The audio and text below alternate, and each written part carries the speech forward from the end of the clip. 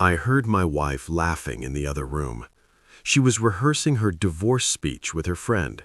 He'll cry, then grovel, then sign whatever I want. So I filed first and served her at her office potluck. Hey there.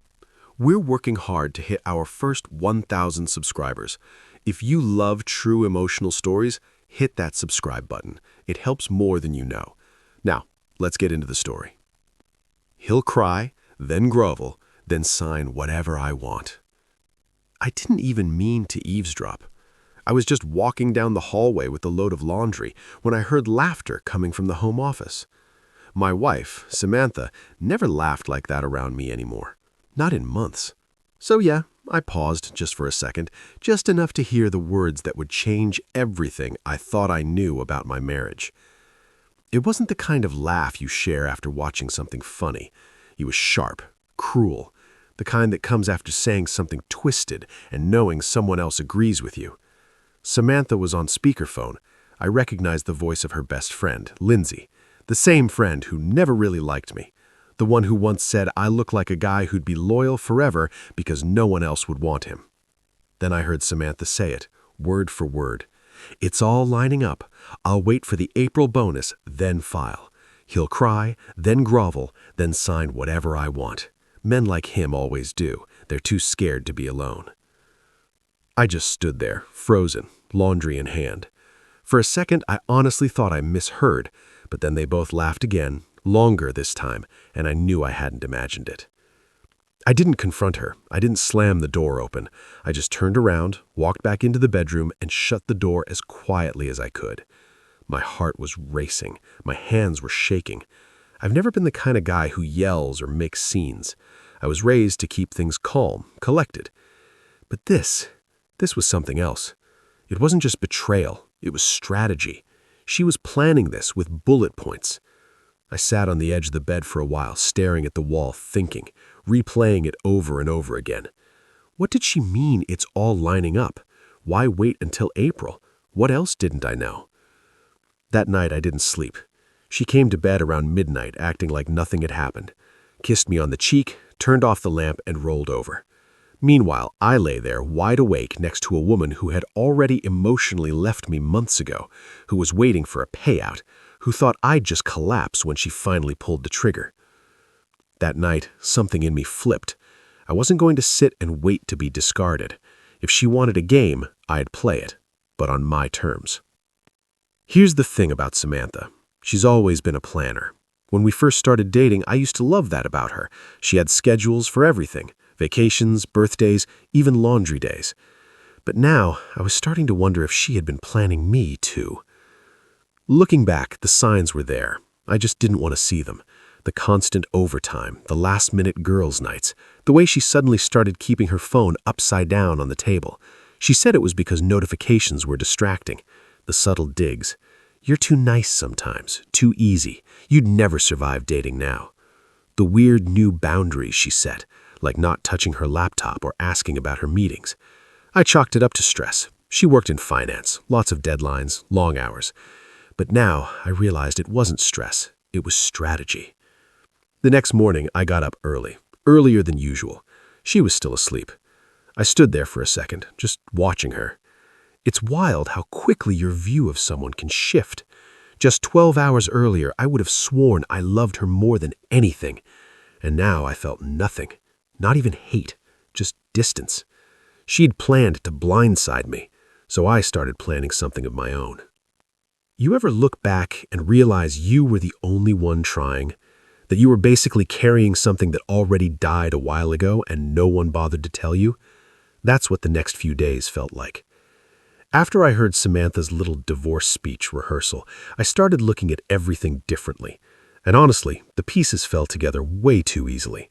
It was like I'd been walking through a house filled with cracks, but I convinced myself it was just old paint. She was pulling away months ago, maybe even a year, and not in a we're growing apart way. No, this was more tactical, cold, measured. I started to replay old moments in my head, almost obsessively. Conversations that didn't seem weird at the time suddenly looked like red flags with sirens blaring. There was the time she told me not to buy her a birthday gift. said she just wanted space and time alone to relax. I respected that. I thought it was sweet that she just wanted peace. Turns out she booked a spa weekend out of town, paid for using our joint credit card.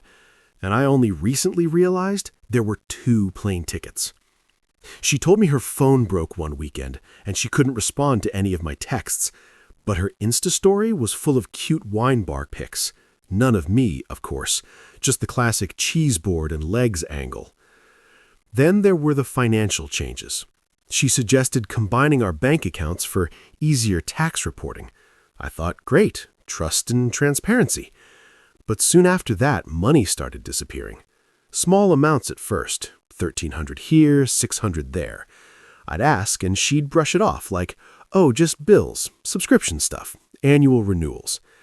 I didn't want to be that guy, the one who micromanages his wife's purchases, so I let it slide. But after hearing what I heard that night, I couldn't unhear it. I couldn't sit still, so I started digging, and I mean really digging. One morning while she was in the shower, I grabbed her laptop. We both knew each other's passwords. At least I thought we did. Hers had changed. She told me it was for security reasons, some IT policy at work. Sure. So I waited. That night, while she was asleep, I slipped into the office and tried the password again. Same block. But here's the thing. Samantha may have been smart, but she was lazy with details. So I guessed a few things I knew she used for passwords. Our dog's name, her college, her go-to quote from the office. It took 3 tries. Then I was in. There was a folder on the desktop labeled Final Q2. Inside, I found spreadsheets, financial projections, budget templates. Most of it looked work-related until I scrolled down. Then I saw a document called planb.pdf, and that's when it hit me. It wasn't just a backup. It was the plan. Inside the PDF were things like a breakdown of our shared assets, a timeline labeled Before Bonus, After Bonus, notes like File After April, Maximize Year-End Payout, a list of things to claim sole ownership of, including a car I bought, even a pre-written email draft to her attorney, saved under Ready to Send when needed. She was prepping a clean exit, one that left me broke, confused, and if I hadn't overheard her, completely blindsided. And maybe the worst part, there was a note near the bottom that said, "He won't fight, he never does, just wait him out." That hit me harder than anything. She didn't just plan on leaving, she counted on me being too weak to stop her. That's when the switch really flipped. I wasn't going to cry, I wasn't going to grovel, I was going to beat her to it. The next few weeks turned into a kind of quiet war, a silent chess match, except only one of us knew it had started. Samantha still thought I was in the dark. She was smiling more, acting relaxed, coming home early some nights, offering to cook, even asked if I wanted to start planning a vacation for summer. I nodded, played along, kissed her goodnight, told her I loved her. I felt like I was living with a stranger in my own house. But behind the scenes, I was building a case. First step, I started making digital copies of everything. Bank statements, tax returns, car titles, investment records. Every paper she thought I didn't care about, I scanned and emailed to myself under a fake Gmail I created just for this mess. I also ordered a backup credit report, which, surprise, listed 2 store credit cards I'd never seen before. One was registered to a P.O. box 2 cities over, and yes, it had a balance. So while Samantha thought I was watching Netflix and half dozing on the couch at night, I was scrolling through statements and noting every weird purchase, every cash withdrawal, every hotel charge that didn't align with any work trips she'd mentioned. Second step, I hired a private investigator. I felt ridiculous doing it, like something out of a cheap daytime soap, but my gut told me there was more. The PI was an older guy named Rick, ex-cop, quiet, efficient. I told him what I suspected and handed over the details. All I said was, I think my wife's trying to pull something big. I need to know how deep it goes. He asked me to give him 2 weeks. I gave him 3. In the meantime, I kept playing the role. Samantha was ramping up the act. She started complimenting me out of nowhere. "You've been working out. Dinner was amazing tonight," that kind of thing. She even initiated, well, you know, which honestly made my stomach turn. It felt like I was sleeping next to a trap. But I played the role, smiled, said all the right things. If she suspected anything, she never showed it. And then came the report. Rick called me one afternoon and said, "You're going to want to sit down." He wasn't kidding. The photos he sent felt like a punch to the chest. Samantha with a guy I'd never seen before. Tall, clean-cut, typical finance bro. Kissing her in a hotel lobby, holding hands in a cafe, getting into a car together late at night. His name, Landon. Rick tracked him down. They worked together, not in the same department, but close enough to bump into each other at company events. According to the hotel's digital logs, they checked in together 4 times in the past 2 months, always a weekend, always under his name. I found out later that he was divorced and very much interested in moving in with Samantha once she finalized things. But here's what made my blood run cold. Rick found a video, security footage from the hotel bar, Samantha and Landon sitting together, laughing, and then I saw her mouth the words, "He's just a placeholder. Landon, you're the future." A placeholder. After everything. Years of support, helping her through her career change, covering for her when she lost her job in 2020, sticking through family drama, paying off her car loan. I was the placeholder? I didn't rage, I didn't cry, I didn't punch a wall to throw things. I just felt something inside me go still, like a light switch flipping to off. And right then, I knew what I had to do. I wasn't just going to leave, I was going to end it my way. Here's the thing about being underestimated. It gives you room to move. Samantha thought I was predictable. She thought I'd break down, beg her to stay, make her feel powerful, that I'd be too confused or too hurt to think clearly. And maybe if I hadn't heard her speech that night, I would have been. But once I saw the whole game board, I stopped playing defense. Now I was planning something she didn't expect, to be served first.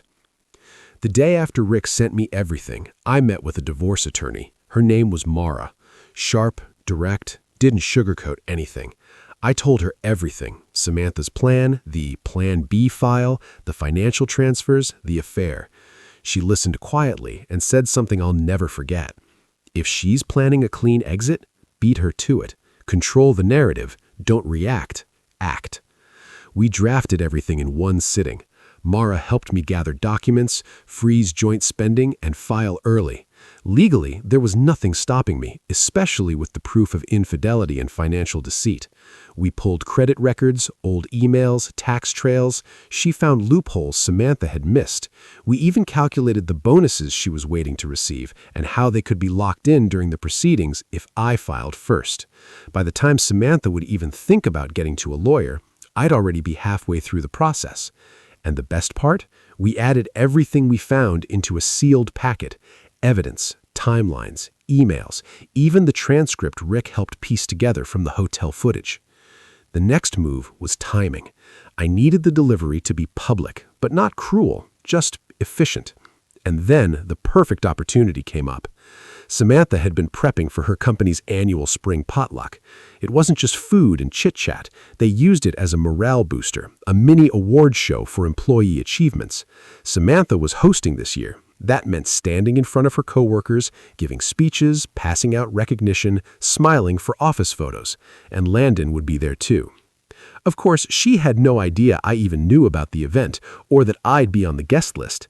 See, one of the benefits of staying quiet is that people keep underestimating you. Samantha forgot I used to help design the invite templates, the RSVP system. I still had the login, so I added myself as a guest using a coworker's name, printed a badge, and boom, access secured. Mara arranged the official delivery. We made it clean, no drama, just the kind of service that hits hard because it's silent. In the meantime, I kept up the performance. At home, I was the loving husband. I joked about making summer plans. I offered to help her pick out a dress for the potluck. I asked if she wanted to invite her parents over for dinner the next weekend. Every time she smiled at me, Every time she touched my shoulder or laughed too loudly at my jokes, I could see it. That smug confidence. She thought she had me exactly where she wanted. What she didn't know was that in 4 days, she'd be opening a bakery box in front of 40 coworkers with court documents nestled inside and a quiet note taped to the lid that said, "Since you like surprises." Friday afternoon, spring potluck day. The weather was perfect, one of those obnoxiously sunny afternoons where even traffic seems calmer. I pulled up 2 blocks away from Samantha's office and parked under a tree. I sat in the car for a few minutes, just breathing. No nerves, no second guessing, just steady. I had the bakery box on the passenger seat. Inside, a clean stack of divorce papers, our financial breakdown, evidence of her affair, and a custom note, handwritten on thick stationery. "You rehearsed the speech. I just skipped ahead to the ending. No need to grovel. I'm already gone." I taped the note to the lid and closed it. Then I walked in. The receptionist barely looked up when I flashed the RSVP badge. Samantha's company wasn't huge, and with all the guests arriving, I was just another name on the list. The potluck was set up in the office's event room. Balloons, catering trays, folding tables, coworkers in weekend casual. And right there at the front, Samantha in a floral dress, beaming like she owned the world, and standing right beside her, Landon, not even trying to hide it. His hand hovered at the small of her back like he'd done it 100 times. They weren't touching, but they might as well have been. She saw me. It took her half a second to register that it was me. Her smile didn't break yet, but her eyes widened. I walked right up to the front table, calm as ever. One of the managers had just handed her a small microphone, and she was about to launch into her little team appreciation speech. "Hi, Sam," I said, placing the bakery box gently on the table beside her. "Early birthday treat." She blinked. "Jake, what are you doing here?" I didn't answer. I just smiled, turned around, and walked back through the crowd, leaving her standing there with her coworkers, the mic in one hand and a box that had no cake inside. I didn't look back, but I heard the whisper spread like a shockwave. "What is that? Is that legal papers? Oh my God. Wait, is she crying?" Someone gasped. Someone else laughed, nervous and confused. And Landon, I could feel his silence behind me, like he just realized he was standing inside a live grenade. By the time I got to the parking lot, I had 3 missed calls from Samantha. One from her personal phone, one from her work phone, one from her mom. I turned my phone off that night. She came home late. I didn't know whether she'd show up angry, desperate, or fake calm, but I was gone before she could. Left a single note on the kitchen counter. "The locks have been changed. You can contact Mara for everything else." I stayed at my buddy Drew's place for the weekend. We grilled steaks and watched old action movies like nothing happened. The next week, chaos. Samantha tried to text me everything from "you blindsided me" to "this is illegal" to "we could still fix this if we talk." She didn't deny anything, didn't even try. Landon? Fired. HR got involved. Apparently, office relationships were technically against policy, and someone had submitted anonymous photo evidence with timestamps. Wonder who that was. Samantha got moved to another department, not quite fired, but definitely demoted. And her team? They all saw the delivery. No one was pretending anymore. The image she worked years to build shattered in one afternoon. 3 months later, I was officially divorced. Clean, fast, no courtroom drama, no dragged-out battles, no teary-eyed, please don't do this moment. Just cold paperwork and a few strategic chess moves that Samantha never saw coming. And I didn't cry. Not once. Not when I moved out, not when I signed the final documents, not even when I saw her name disappear from our bank account and become just another memory in my inbox. Instead, I felt relief. Not the happy kind, the earned kind. The kind of peace that comes after walking away from a fire you didn't start, but damn sure made sure didn't burn you down with it. She tried to flip the script, of course. That same week after the potluck, she showed up at Drew's apartment twice. The first time, I didn't answer. She stood outside for 10 minutes. I watched from the upstairs window while she cried into her phone. The second time, I opened the door and handed her an envelope. Inside was a copy of her own Plan B PDF, printed in color. I didn't say a word, she didn't either. She just stared at it like it was a ghost and walked away. The court took one look at the timeline and ruled in my favor for almost everything. Because of her affair, the lawyer caught purchases made on our joint card that went toward hotel stays, gifts, even Landon's rent for 2 months. Mara argued that as marital fraud. It worked. I got a fair split and walked away without paying a cent in alimony. Turns out Samantha had been betting big on a final bonus payout that got suspended after her demotion. She was left scrambling, suddenly needing to sell her car and move back in with her parents temporarily to save money. Her parents didn't know the full story. She told them I flipped on her out of nowhere, claimed she was blindsided. Mara made sure the truth was on record just in case. Landon ghosted her, by the way, after he lost his job. I guess the whole start a life together plan didn't look so sparkly. Rick said he moved to another city 2 weeks later. New number, new email, blocked her on everything. Samantha messaged me again asking to just meet for coffee, no pressure. I never replied. I kept it quiet. I didn't blast her online, didn't trash her to mutual friends, just kept living. I switched gyms, bought a new car, started reading again, found a little apartment near a lake. Every morning now, I sit by the window with coffee and just breathe. It's not much, but it's mine. A couple of months ago, I even started dating again. Slowly, carefully. No big moves yet. Just someone who laughs at my dumb jokes and doesn't make me feel like I need to check her phone while she showers. And the best part? I didn't need to deliver some big revenge speech. I didn't need to scream or throw things or burn bridges. All I did was give her what she wanted, a divorce. I just made sure I got there first. Final line I'd want a narrator to end with on YouTube. She said I'd cry and sign whatever she wanted. I didn't cry, and she ended up signing everything I left behind. And that's the story. If you're still here, that means you're one of us. So go ahead, hit that subscribe button. I drop new chaos every single day, and trust me, tomorrow's story, it's even worse than this one.